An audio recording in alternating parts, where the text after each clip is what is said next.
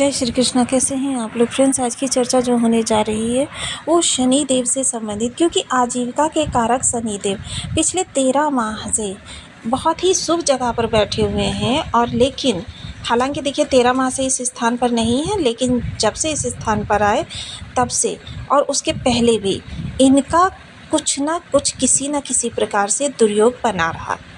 और जब ये दुर्योग बना रहा, शनि चाह कर भी आपके लिए कुछ अच्छा ना कर पाए, क्योंकि जब ये अष्टम भाव में थे तो अष्टम भाव का शनि धन वृद्धि कारक होता है, आयु वृद्धि कारक होता है। क्योंकि अष्टम भाव जिस भी भाव में शनिदेव बैठ जाए वहाँ पर वो भाव वृद्धि करते हैं। भाव वृद्धि जो होती है वह किसी भी भाव के प्रभाव को कई गुना बढ़ा देते हैं, क्योंकि शनिदेव जैसा कि हम सभी लोग जानते हैं आजीविका के कारक होते हैं और बहुत ही मेजर प्लेनेट होते हैं। मेजर प्लेनेट होने के कारण ये, क्योंकि आजीविका क्या होती है, पूरे जीवन की धुरी होती है, जहाँ से उत्पन्न धन को, लाभ को हम अपनी समस्त ज़रूरतों में ख़त्म करते हैं। क्योंकि प्रातः उठने से लेकर सायं सोने तक हर स्थान पर हमें धन की आवश्यकता पड़ती है।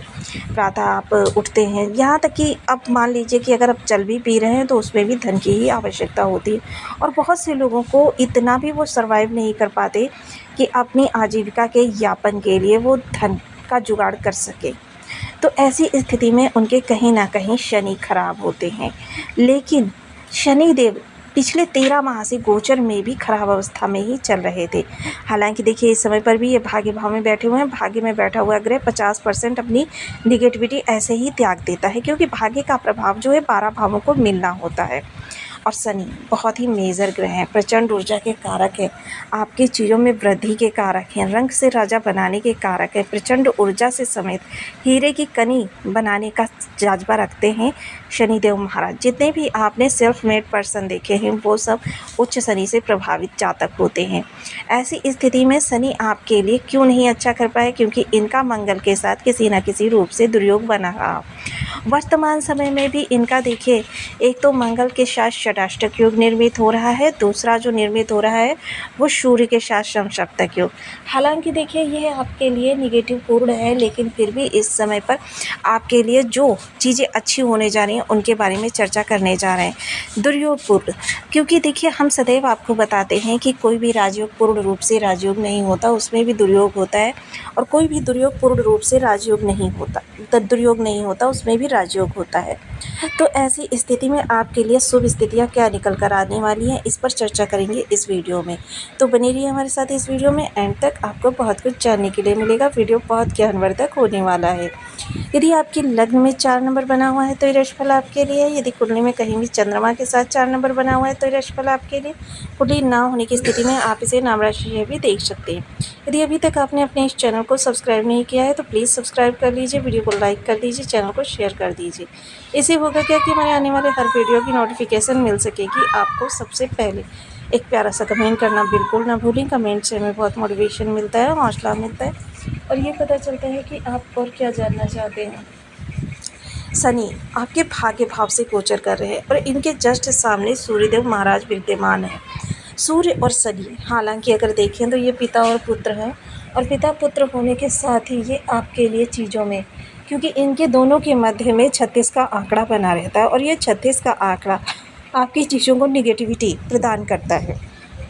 क्योंकि निगेटिविटी किस तरीके से होती है उस पर भी चर्चा करेंगे और शुभ स्थितियाँ क्या निकल कर आ रही हैं, क्योंकि कर्म और भाग्य एक दूसरे से जुड़ रहे हैं।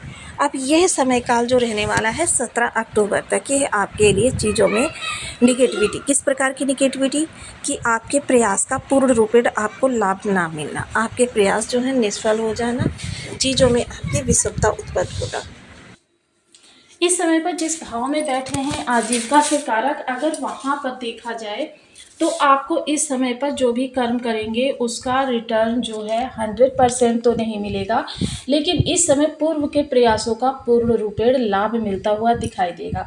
इस समय जो आपके प्रयास होंगे, देखिए प्रयास इस समय पर चुनौतियां आपके सामने बहुत बड़ी बड़ी आएंगी, क्योंकि देखिए कर्क राशि बेहद संवेदनशील राशि है, इसीलिए आप इस समय पर थोड़ा सा भयभीत या कह सकते हैं कि शंकित, मन से कार्यों को करते हुए देखे जाते हैं। और ये तो जग जाहिर है, शाश्वत विधान है कि जहाँ पर शंका आ जाती है वहाँ पर कार्यों की पूर्णता में संदेह रहता है।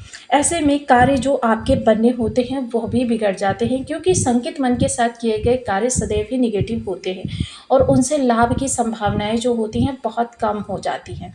इस समय पर आप दृढ़ मन के साथ देखिए, दृढ़ मन इस समय पर उन्हीं लोगों का होगा कि जिन लोगों के बर्थ चार्ट में सूर्य या चंद्र की स्थिति बहुत ही अच्छी होगी।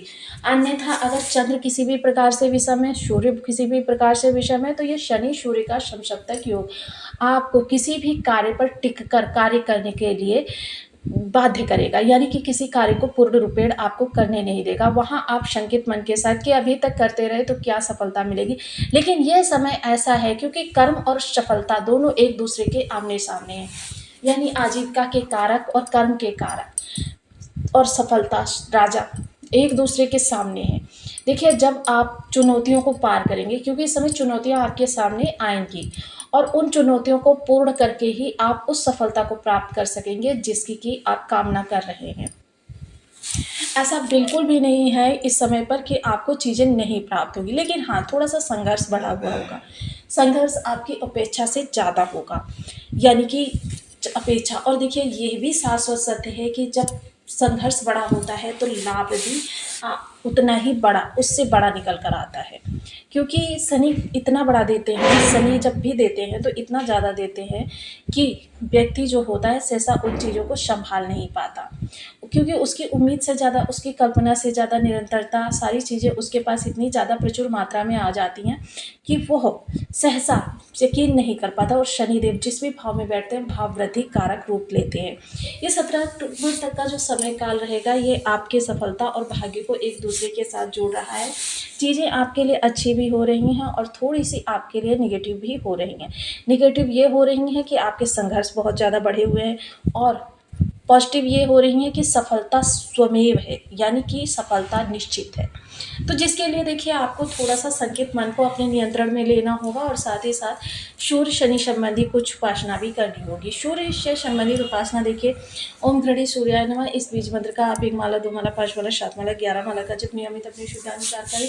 शनि के लिए भी ओम सन शनिश्चराय नमः, इसका भी वही विधान है कि आप अपनी सुविधानुसार संकल्प मंत्र की संख्या कर सकते हैं। शनि के लिए देखिए, पीपल वृक्ष पर, शनि मंदिर में, घर के मुख्य द्वार की चौखट पर तिल के तेल का एक दीपक प्रत्येक शनिवार को अवश्य जलाएं। ये दीपक जो है विधिवत पूजन करके प्रदोष काल में जलाया जाता है और दीपक जलाने के तुरंत बाद उसे छोड़कर वहाँ से ना आए, क्योंकि कम से 5 से 10 मिनट उस दीपक को साथ देना होता है कि उस दीपक को अकेले नहीं छोड़ा जाता है।